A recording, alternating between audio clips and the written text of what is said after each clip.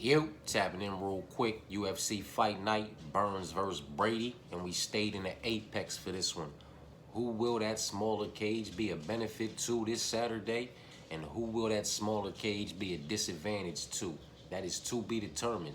I do appreciate y'all for tapping in this video right here. We just gonna run through this card real quick with its latest edition, which is the late replacement on 4 days' notice, Cody Durden replacing Alessandro against Matt Schnell.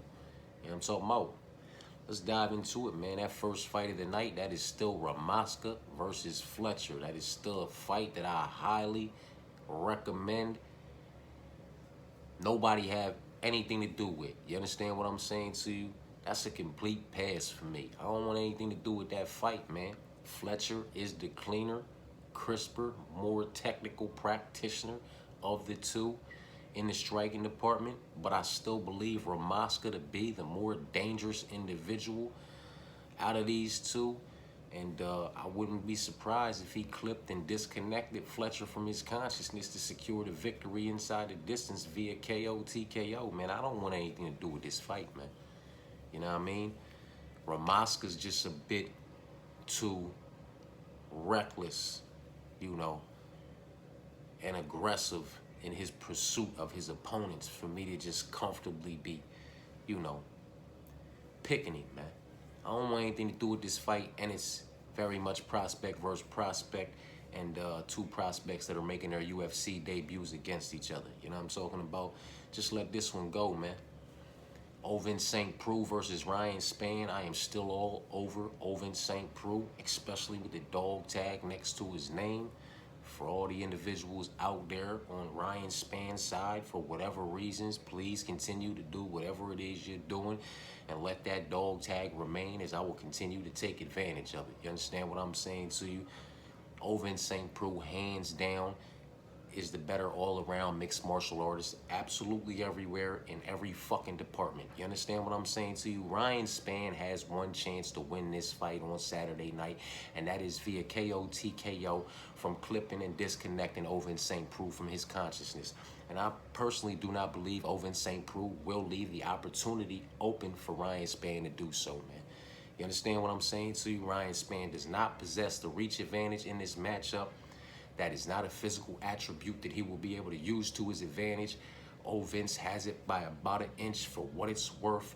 And Vince is just a more dangerous individual, man. He can get this one done via submission.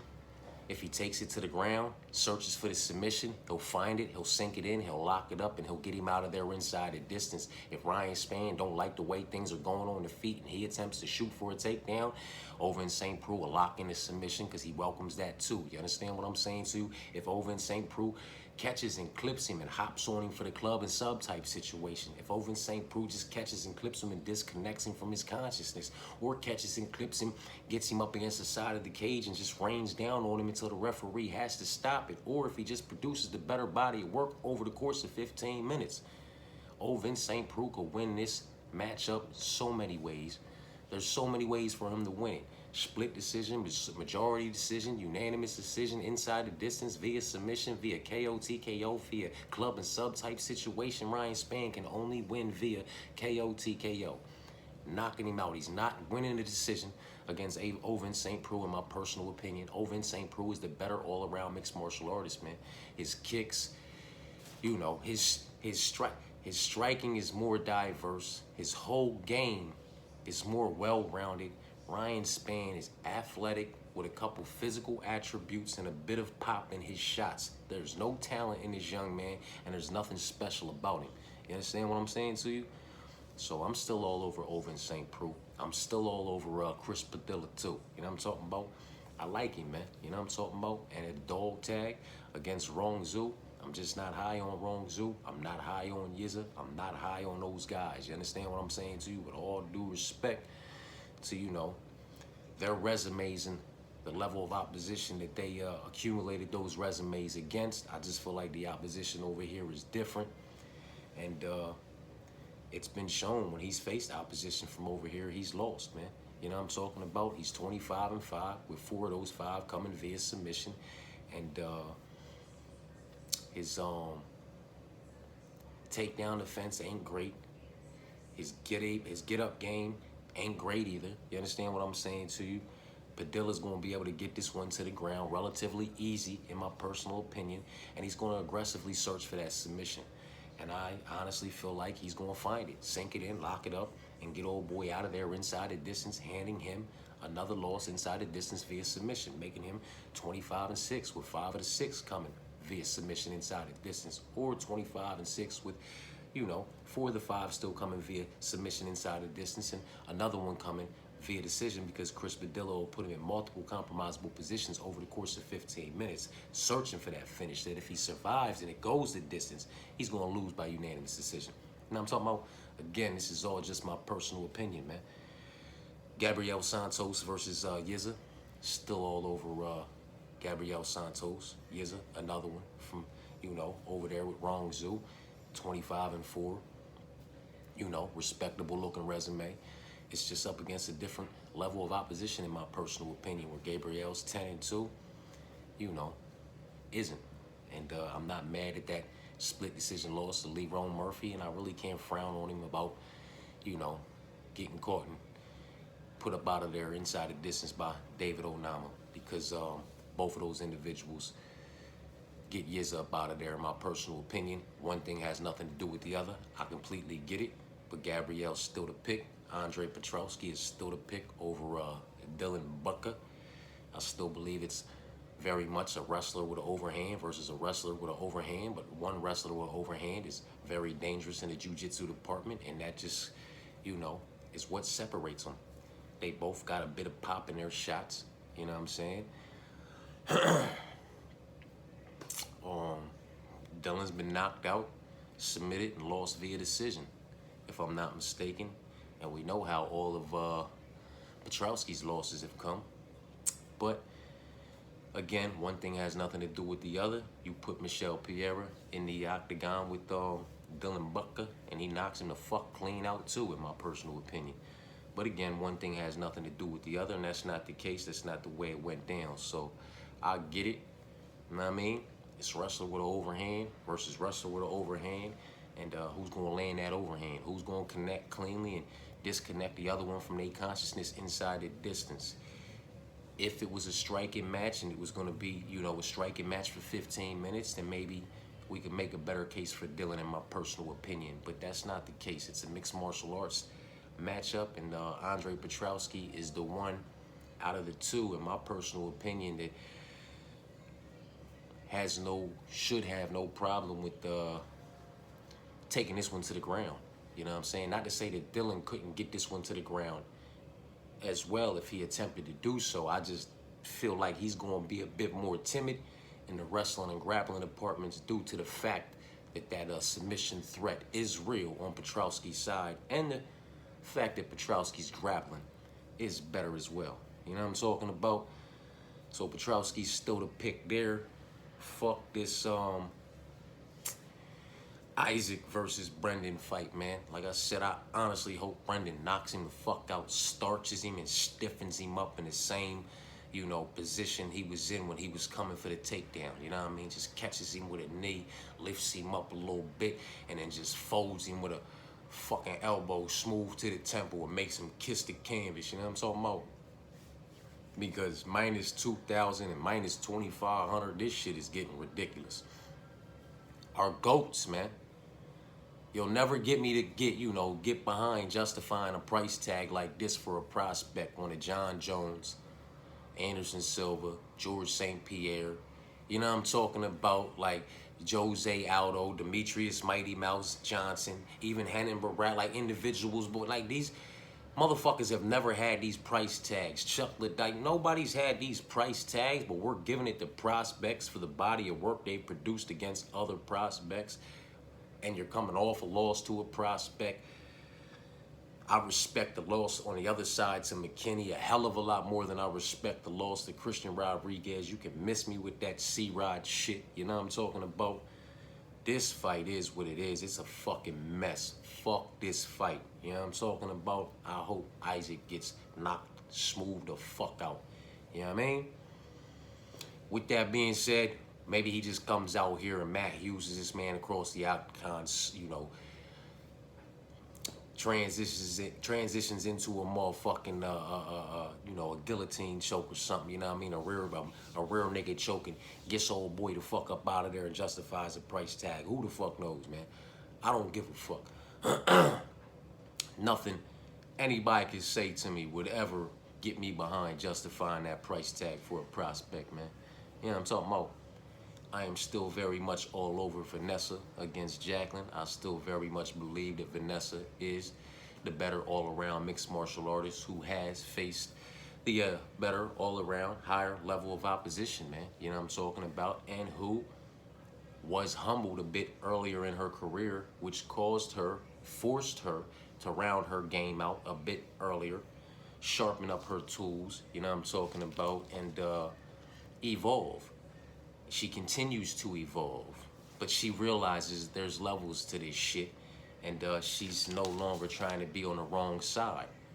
You understand what I'm saying to you? And that can be seen in her previous matchups, man. Her body of work that she's been able to produce has been quite fucking well. I have Vanessa Demopoulos at medium high on the stovetop, man. You know what I'm talking about? And I don't necessarily know where Jacqueline's at, so I can't even put her at medium. You know what I'm talking about? I'm not gonna just disrespect her and call her low level, although I do believe that's what it is on her side.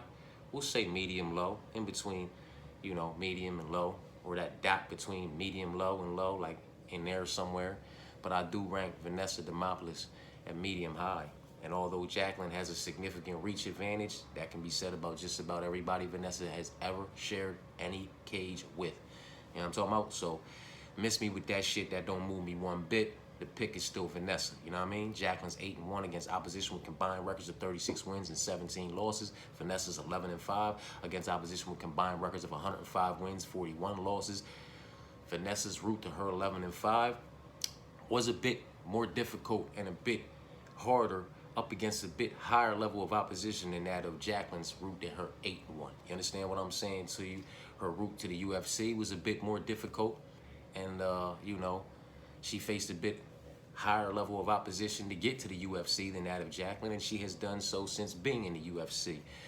I just feel like, Jacqueline suffered her first loss, her first humbling, if you want to call it that.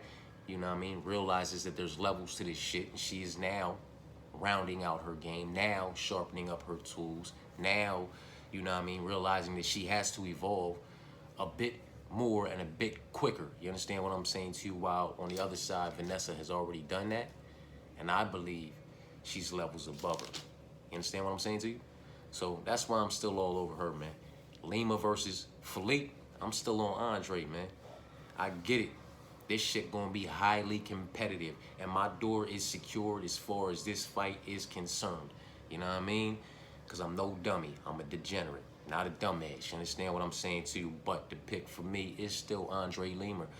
Andre Lima to be the cleaner, crisper, more technical practitioner out of the two in the striking department, where both of these motherfuckers are very talented and very dangerous in that department. One is a bit more aggressive and a bit more reckless in his pursuit and his approach, and that's, Philippe, in my personal opinion, while one's a bit more cleaner, a bit more crisper, and a bit more technical in his approach, and that's Andre Lima. You know what I'm talking about?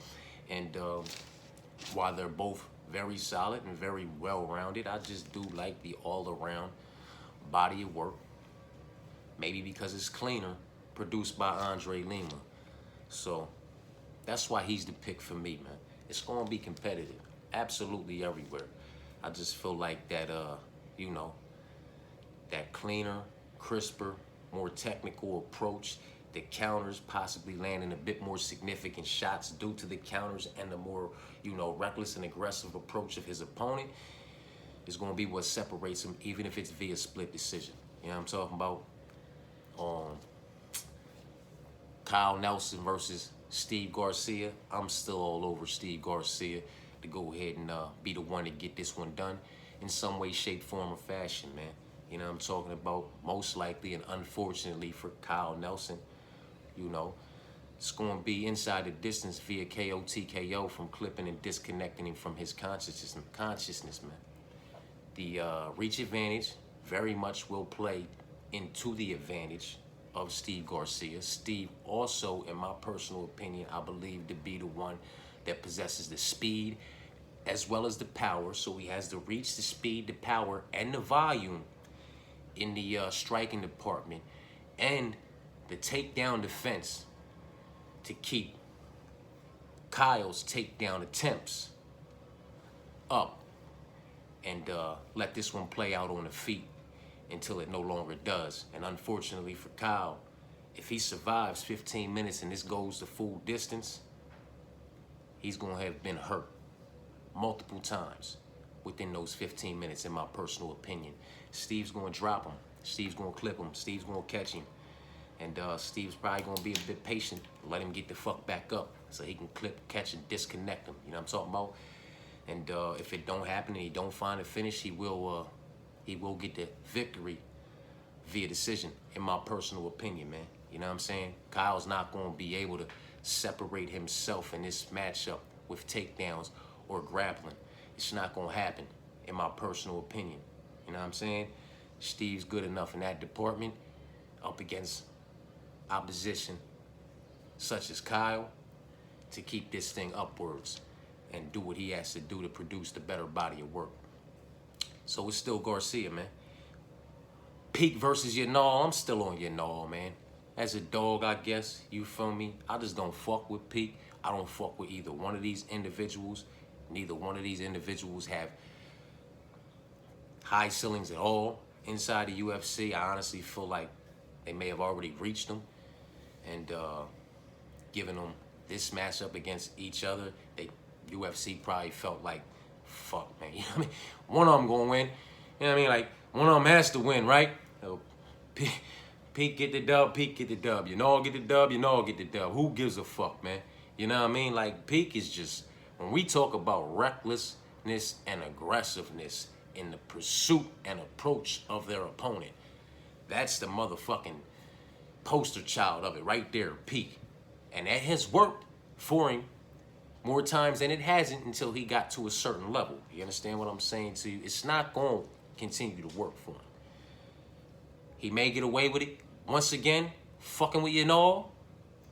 Yanal might fuck around and clip him, disconnect him from his consciousness and get him up out of there, though, and cash as a dog. Or Yanal might dip up under that he might use that recklessness and that aggressiveness against him and just dip up under it and secure power double legs on him. Boom!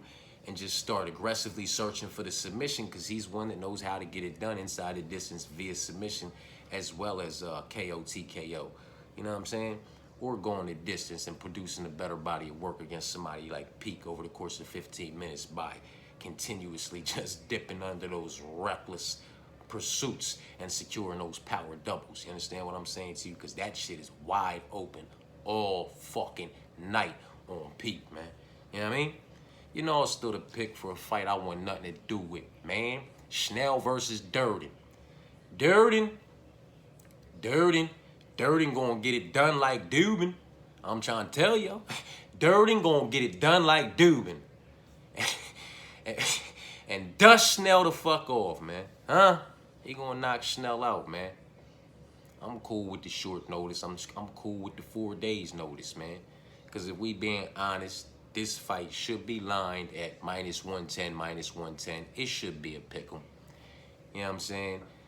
There's losses on both sides that we could do without, but there's losses on both sides that you cannot frown about. You understand what I'm saying to you?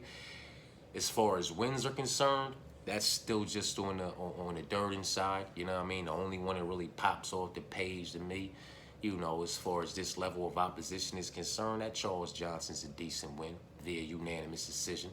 You know what I mean? I do believe Cody can produce the better body of work over a course of 15 minutes, but that's with a, you know, at least a little bit of time. 4 days, I don't know about 15 minutes. I think Cody's gonna be coming in there and trying to get Matt up out of there inside the distance with some fucking quickness. Like, I think he's gonna try to get him out of there inside the first 5 minutes, and that could very much work against him, man. You know what I'm talking about? Which, you know, it is what it is. I'm sure he's getting a sizable bag for stepping up. You know what I'm talking about? But it should be pick'em, man. It should be pick'em because although I do like that win on Durden's side, man, you know, over Charles Johnson. Durden's been submitted, what, 4 times? You know what I'm talking about? He been submitted 4 times, and Schnell got, what, 9 submission victories under his belt? Schnell been knocked out 5 times. Durden got, what, 6 knockout victories under his belt? You understand what I'm saying to you? So Durden could come out there and starch him, stiffen him up with quickness. Or, you know, he could come out there, get caught in his own right, starched and stiffened up with quickness, because he has been knocked out before. But if Schnell gets it done, I see Schnell getting it done inside the distance via submission, because Cody shoots for a takedown and gets something snatched up in that sequence, man. You understand what I'm saying to you? Because, like I said, he been submitted 4 times. Old boy got 9 submission victories. Old boy been knocked out 5 times. Old boy got 6 knockout victories. You know what I'm talking about? So it is very much, in my personal opinion, Cody Durden via KO TKO inside the distance, or possibly via split decision, or Matt Schnell via submission inside the distance, or possibly via split decision. This is pick your own poison type of situation. You know what I'm talking about? This is almost, you know, the money line doesn't suggest it, but it's almost scarier to try to pick a side than the previous fight when Peak and Yanal, man. You know what I'm talking about? Because Schnell and Durden, ain't nobody can sit here, especially Durden on 4 days notice. Nobody can sit here and honestly say how this one's gonna go.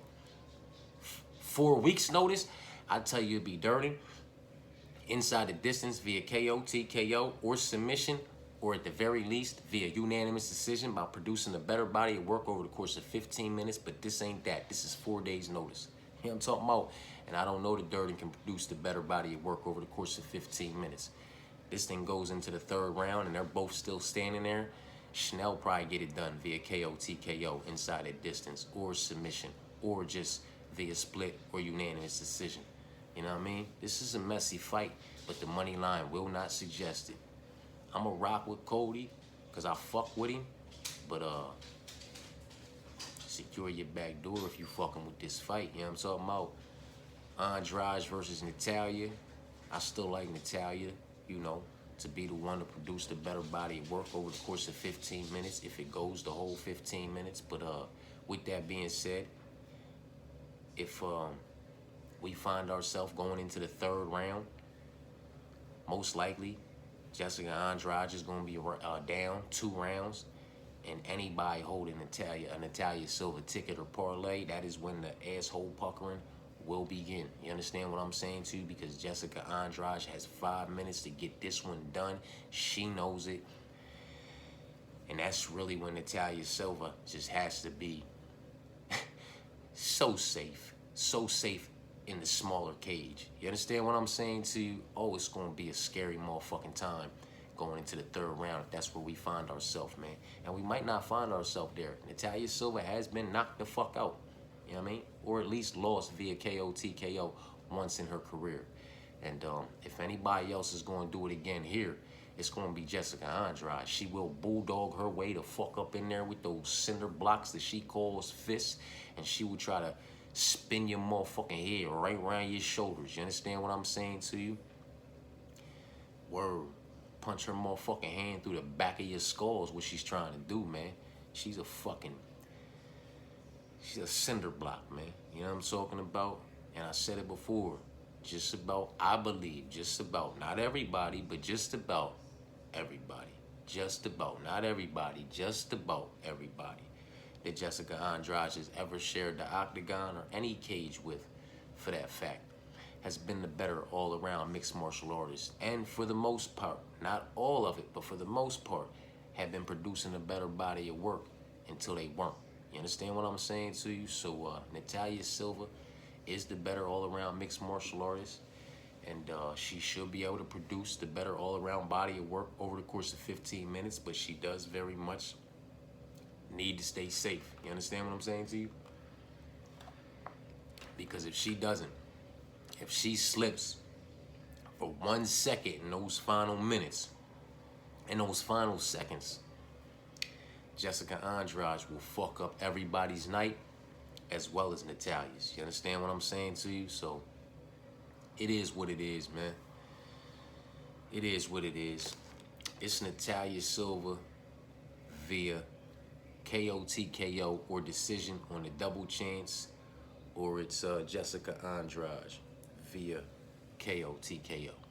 Now I'm talking about in my personal opinion, because if it goes the distance, Natalia stayed safe and produced a better body of work over the course of 15 minutes. If Natalia clips Jessica Andrade and disconnects her from her consciousness to win via KO, TKO inside the distance, she will do so in the final minutes. That'll be in the third round. Andrade down, 2 rounds to none, and just fucking coming. Recklessly, aggressively, just trying to do everything she can do, searching for the finish, and Natalia just sidesteps, counters, and makes her kiss the fucking canvas. You know what I'm talking about? That's the only way, in my personal opinion, Natalia Silva finds the finish. You know what I'm saying? Where on the other side, Andrade could catch her and clip her at any given motherfucking moment in that fight. Burns versus Brady, man.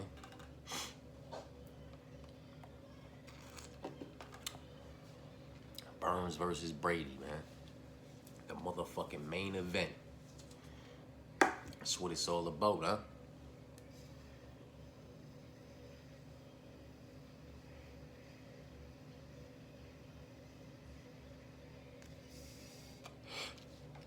Alright, let's talk about it, man.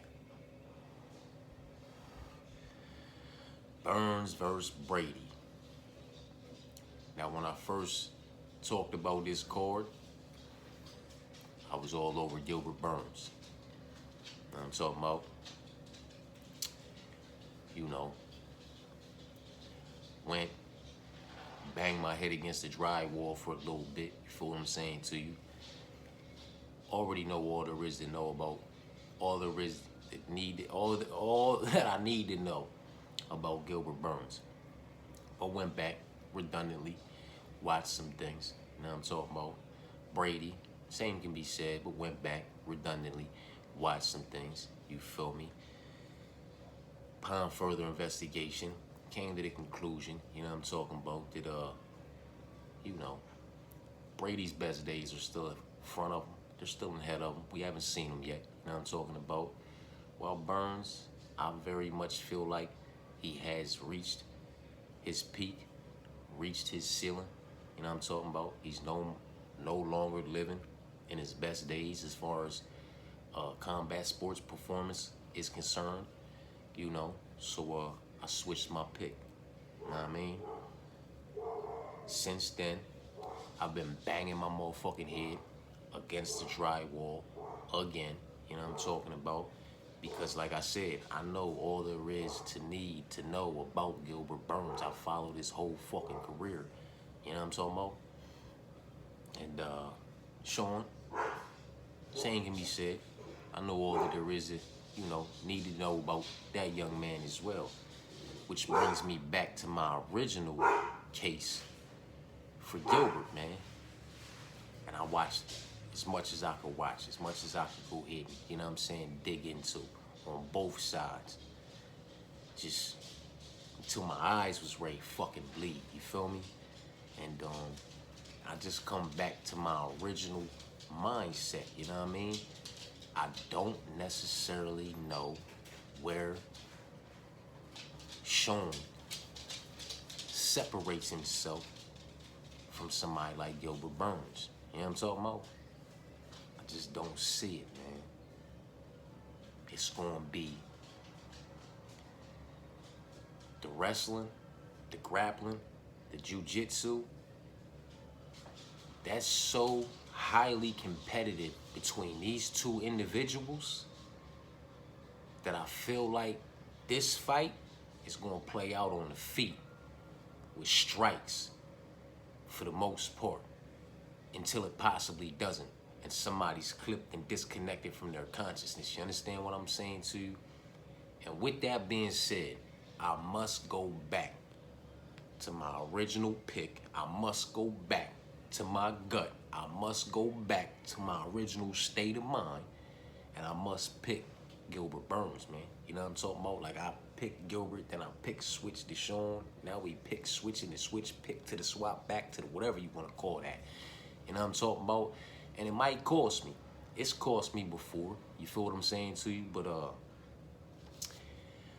can't do it, man. We in the doghouse too. Gilbert Burns is at a dog tag. I gotta take it, man. Because honestly, I could see him clipping and disconnecting Sean from his consciousness somewhere inside those 25 minutes. Probably somewhere inside the first 17 minutes, man. You know what I'm talking about? Like, I don't believe Sean's gonna be able to get this one to the ground. I don't necessarily believe that Gilbert's gonna be able to get this one to the ground easily. Either. You understand what I'm saying to you? And I don't necessarily believe that either one of these motherfuckers really are eager to get this one to the ground and fuck around in the jiu-jitsu department against each other. They're both credentialed, they're both established, they're both dangerous, they're both technical, they're both strong. You understand what I'm saying to you? So, I believe it's going to be a bit of time spent on the feet before anyone even attempts to get this one to the mat. And with that being said, the pop, the power, the more diversity, like the more diverse one in the striking department, unfortunately, you know, and it's wild to say is Gilbert Burns, because Gilbert Burns isn't known to be somebody with a whole lot of diversity in the striking department. You know what I'm talking about? He's very well-rounded, very solid, very strong, absolutely everywhere, dangerous, absolutely everywhere. But he's not somebody you think of being like, you know, flashy or flamboyant, doing anything spectacular in the striking department. You know what I mean? But he is the more diverse one in that department in this matchup, because while both of them are pretty basic, you know what I mean? Burns possesses the better movement, the better all-around movement, mobility, in my personal opinion. The foot movement, the head movement, just the body, but just all-around movement. The way he can utilize the octagon is a bit better than that of a Sean Brady. He's a bit more agile, although he's a bit older. He's still a bit more agile, you know what I mean? And the all-around movement, man. You know what I mean? This is mixed martial arts, man. And I think the experience of being up here at a high level for so long, I think it's all just going to come together and get Gilbert Burns the victory. Possibly inside the distance via KO, TKO from clipping and disconnecting Sean Brady from his consciousness. Possibly, you know, via KO, TKO from a club and sub type situation because he hurts him and hops on him. Possibly via submission inside the distance if he hurts him and Sean shoots in recklessly and he snatches up something and pulls guard. You know what I mean? If he decides to take this one to the mat, I believe that Gilbert, out of the two, could get this one to the mat a bit easier than Sean can get Gilbert to the mat. So he gets him to the mat and searches for the submission, possibly puts him in a compromisable position, sprinkles him with some motherfucking elbows and blows, you feel what I'm saying to you? Gets him to open up a little bit, sinks it in, and gets him out of there like that via submission. You know what I'm talking about? I'm going to rock with Burns, man. I'm going to rock with my original pick. I'm going to stick with my original pick in my gut. I shouldn't have switched up on him. It is what it is. I did what I did. You feel what I'm saying to you? And I'm doing what I'm doing again. So, you know what I mean? If it come back to bite me, it come back to bite me. But that's that with that, man. You know what I mean? Leave that Fletcher and Ramaska fight the fuck alone. I'm still all over St. Preux with a dog tag, and Chris Padilla too with a dog tag. I'm still all over Gabriel Santos, Andre Petrowski. Fuck that Isaac and Brendan fight. I'm still all over Vanessa as a dog tag. Andre Lima, Steve Garcia. You can give me your null at a dog tag. Tread lightly on this Cody Durden versus Schnell fight, man, I would just say that this motherfucker's not gonna go the distance. You know what I mean? Because like I said, Cody either clips him and disconnects him from his consciousness in the first 5 minutes, maybe 6 minutes, or gets submitted or clipped and disconnected from his consciousness in his own right in the later rounds, in the later minutes by Schnell. Possibly gets submitted by Schnell if he makes a reckless decision and shoots in the early minutes. He's lost 4 times via submission. Snell's won 9 times via submission. It wouldn't be a smart decision in my personal opinion. Dirty's the pick, but Durden's the pick. But it is what it is, man. Natalia's the pick, but she gotta stay safe. I wouldn't be surprised. Secure your back door, and Burns is the pick. We back where we started with this shit. Appreciate y'all for tapping in. That's that with that. I'll be back a little later on with the parlays. Appreciate y'all.